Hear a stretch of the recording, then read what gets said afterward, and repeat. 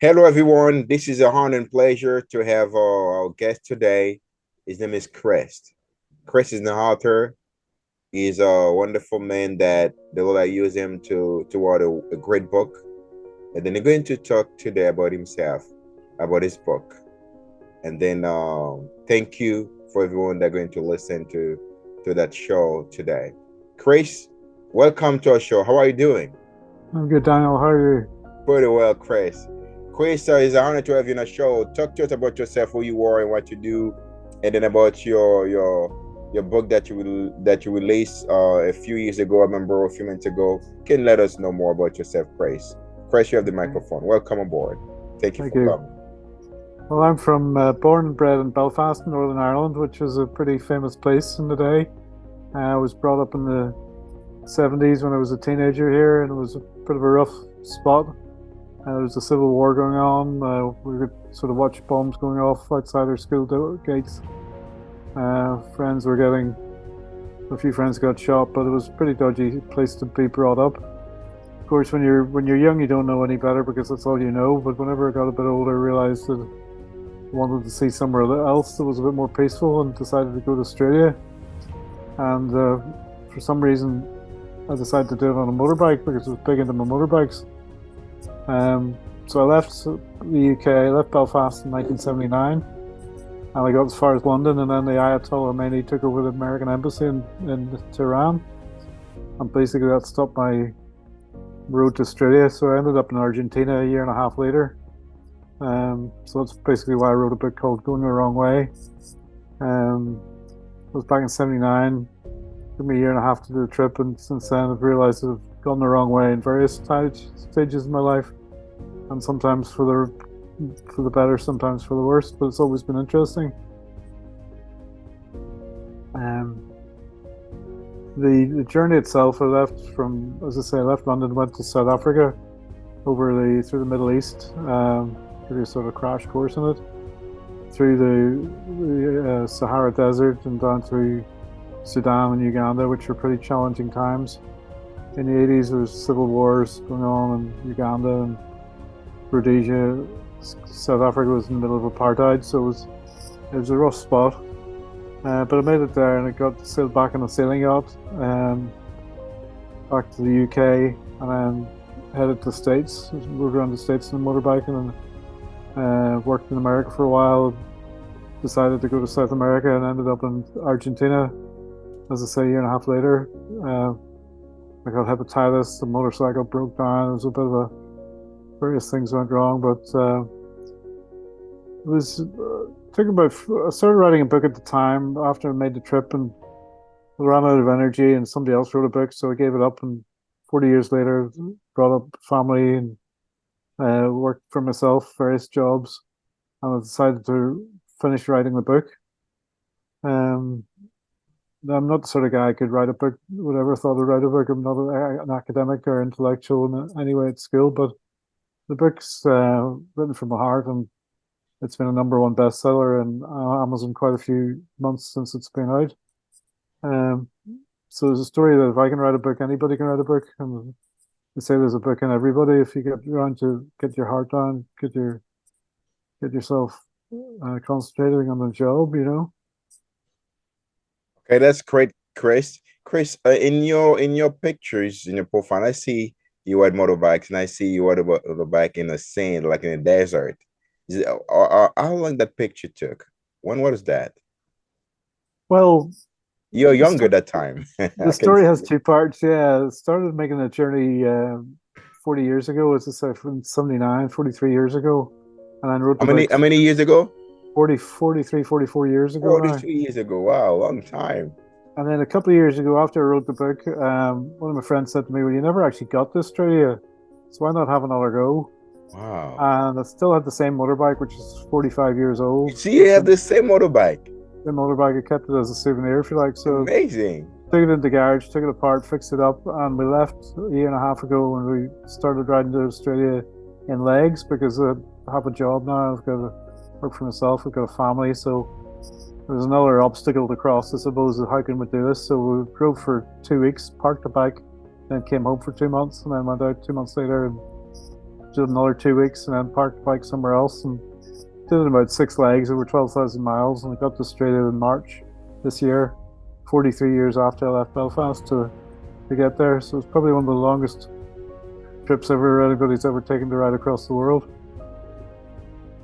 Wow, that's amazing. And I'm glad that you see that motorbike, and then you say you're still riding it, and I'm 43 years. That's a great, I can say, Evan, a great story. And then that's great. And then let's talk about your book. Let's say One Way, the Right Way. What inspired you to write that book, The Wrong Way and the Right Way, right? So it's going the wrong way. It's called One Way, exactly. And obviously I left Belfast to go to Australia and ended up in Argentina, so you can't get much further wrong than that as far as directions are concerned. But there's other things that I realize that through my life I've gone very often going a more difficult route, the road less traveled, whatever way you want to put it. Sometimes it's much more, it's more challenging, but it's much more beneficial, much more of a, you might feel much better for succeeding in a challenge rather than going the easy way. In work and in relationships, not so much in relationships, but certainly work. Okay. And different hobbies, I think sometimes I find it making the task more difficult. Not taking the easy route all the time makes it much more rewarding, I suppose, is the best way to put it. All right, that's great. It's a great book, One Way, the Right Way. Do you have that book with you now? I can see the especially the cover of this book, because I like to see it well, because 2 seconds. Yes, the people can see the cover of the book and they can try to reach it, through Amazon and somewhere else. It's available on Amazon all over the world. Okay. It's amazing how technology has moved on in the last 40 years. 40 years ago, I was traveling without a GPS, without a mobile phone, without any of the modern accoutrements. Whereas when I did the journey last year, great. I could phone home every day and so on. That's about there. Oh yeah, let me see it. Put your hand a little bit. I can see it completely. Yes, that's great. That's me at 21. Is that I don't think I've changed at all. Okay, you say going to the wrong way. Going the wrong way, yeah. That's great. I like that picture. You said that you still have that bike. That's amazing. Still have that bike. The bike is it's now in a museum in Australia. All right. Are you still riding it? I'm still riding it. I hope to go out again later in the year. Boy. Finish off heading to America. Take it right around the world. And then I thank God for you that you've been riding back for many years, and then you're still riding back. Probably it is what the Lord do not want you to do. And then I know riding bike is fun, is good, but it's not so easy either. You know what I mean? No, well, certainly not. Some countries are more difficult than others. For instance, India, I think the driving is the worst in the world anywhere. I think you've something like 200% more chance of getting knocked off your bike than you have in the West. They don't have any rules of the road. The rule of the road is the biggest guy wins. All right, that's great. And then I would like you to define for me the title, Going the Wrong Way. The wrong way you're talking about, what is the wrong way? The wrong way? Well, there's a right way and there's a wrong way of doing things. And for instance, the easiest way to get to Australia is to fly, but you don't get any sense of achievement or sense of reward if you just fly somewhere. But if you actually run it or walk or make it a task, make it a challenge, then you can get a sense of reward from going the wrong way. When I say the wrong way, it's a bit of a play on words because it's the wrong direction to go in. But as I say, sometimes doing things, the road less traveled, I suppose, is more popular term. It's going the route that the masses don't go on. Everybody tends to take the easiest way out of situations, whereas if you can take a more challenging route, you can, as I say, get more reward, more achievements from it. For instance, I was able to meet more people and learn more about more cultures and see more interesting places by going the route I took.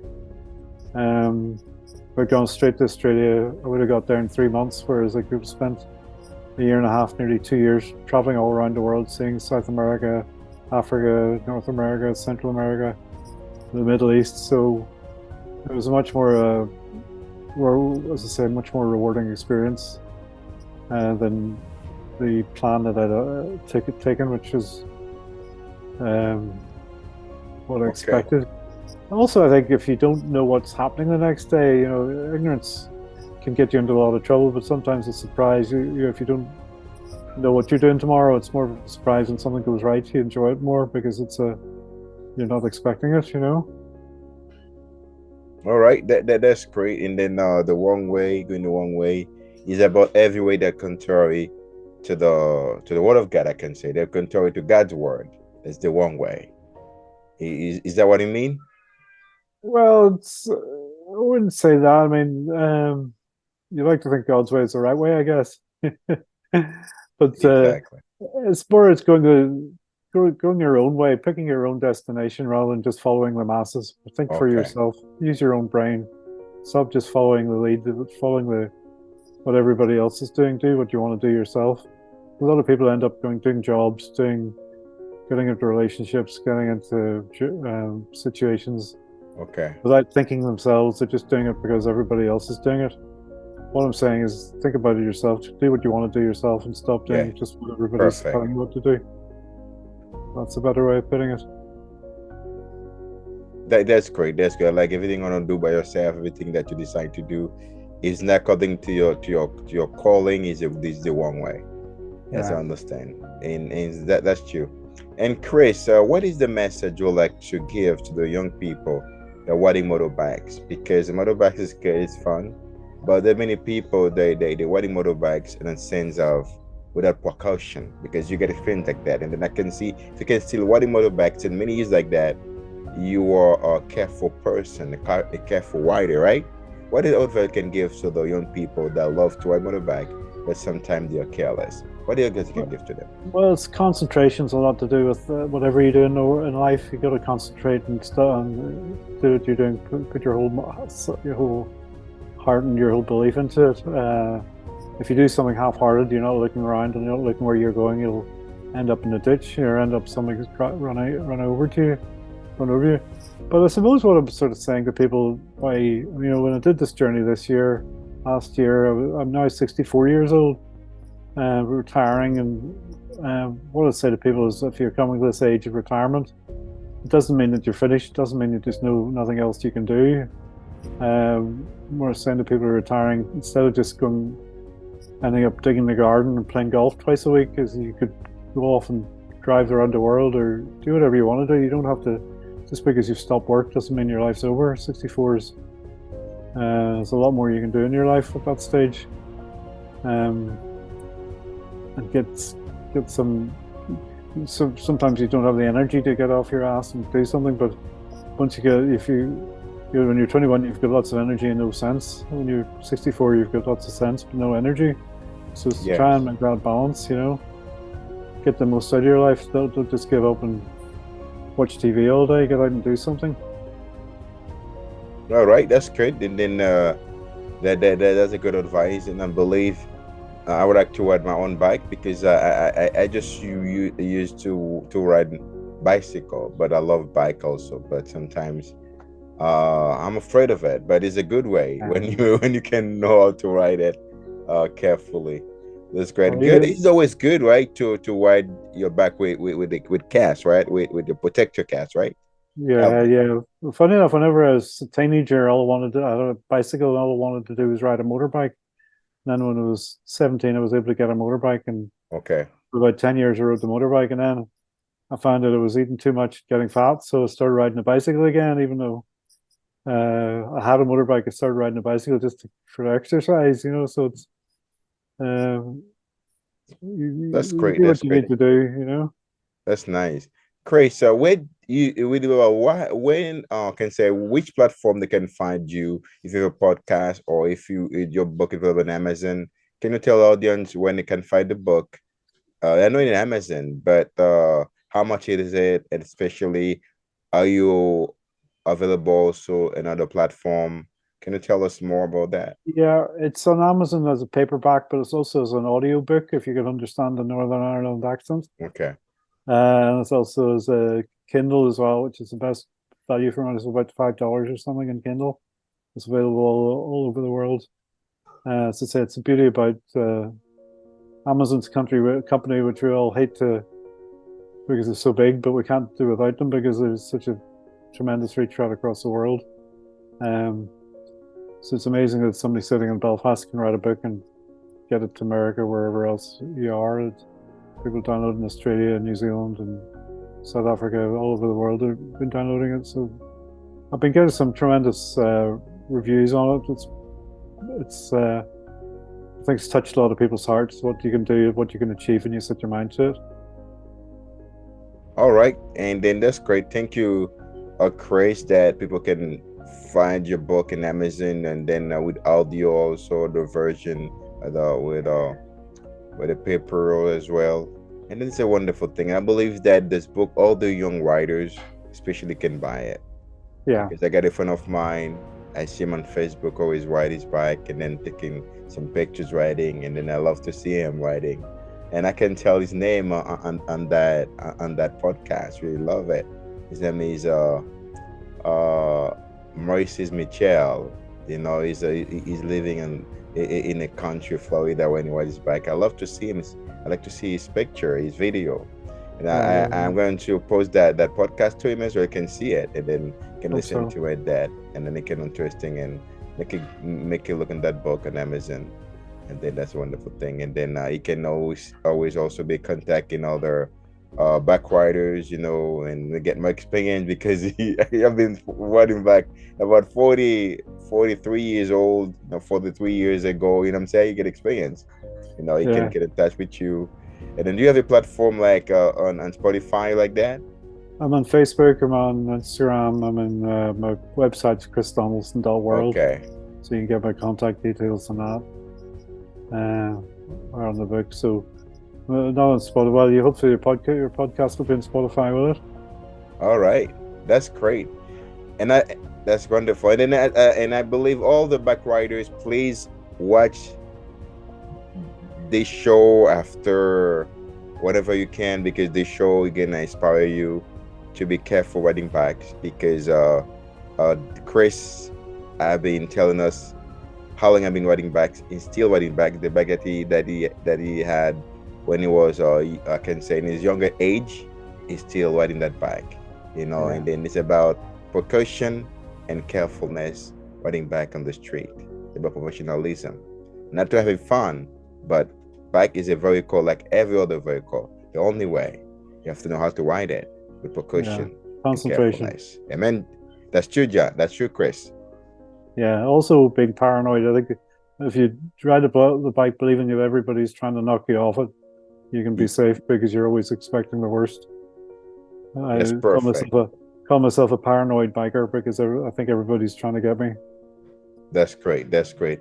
And then thank you, Chris, for sharing your experience as a bike rider for many years, and we can learn from that. And then how it's good. Everything you do is about passion, about professionalism and discipline. And then it's a blessing that I can see you today to share your experience with the audience, because your experience can help others learn how to do things better. Thank you, Chris, for your time. I don't know if you have the last word to say before we end our show. Go ahead and say it to our audience. Well, whatever you're doing, just hope you do it as hard as you can and put your life and soul into it, because it's the more emphasis, more effort you put into something, the more you'll get out of it in the end.